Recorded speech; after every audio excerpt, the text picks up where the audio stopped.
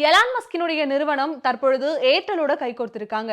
இந்த கைகோர்த்தல் மூலமாக இந்தியாவுல என்னென்ன சேவைகள் எல்லாம் அமல்படுத்த போறாங்க அப்படிங்கிறது தொடர்பான செய்தியை விரிவா பார்க்கலாம் வாங்க.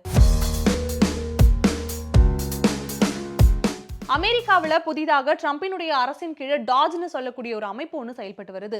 இந்த அமைப்பினுடைய தலைவராக எலான் மஸ்க் அவர்கள் செயல்பட்டு வராரு. அது மட்டும் இல்லாம இவருடைய விண்வெளி தொழில்நுட்ப நிறுவனமான ஸ்பேஸ் எக்ஸ் மற்றும் ஸ்டார்லிங் மூலமாக மிகப்பெரிய அளவுல இணைய சேவைகளை வழங்கிட்டு இருக்காரு.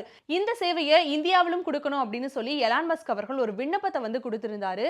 ஆனா மத்திய அரசு இந்த சேவையை நீங்க இந்தியாவில் கொண்டு வரீங்க அப்படின்னா பயனாளர்களுடைய பிரைவசி அண்ட் டேட்டாவை உறுதி செய்யும் வகையில் நீங்க ஒரு உறுதிமொழி ஒப்பத்தை ஏத்துக்கணும் அப்படிங்கிற மாதிரி சொல்லியிருந்தாங்க.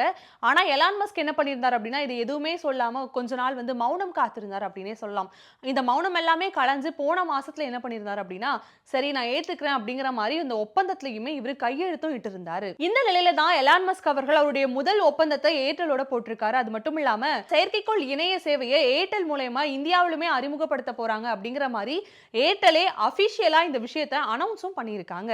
எலான் மஸ்க் அவர்கள் போடப்பட்ட ஒப்பந்தத்தின் அடிப்படையில் இந்தியாவில் ஸ்டார்லிங் தொடர்பான விற்பனையும் மேற்கொள்ளப்படும் அப்படிங்கிற மாதிரி சொல்லப்படுது. அது மட்டும் இல்லாம இந்தியாவில் இருக்கக்கூடிய ஏர்டெல் சில்லறை விற்பனை கடைகளிலுமே ஸ்டார்லிங்குடைய உபகரண பொருட்களை எப்படியெல்லாம் வழங்கலாம் அப்படிங்கிறது குறித்து ஒரு பேச்சுவார்த்தையானது நடைபெற்று வருது.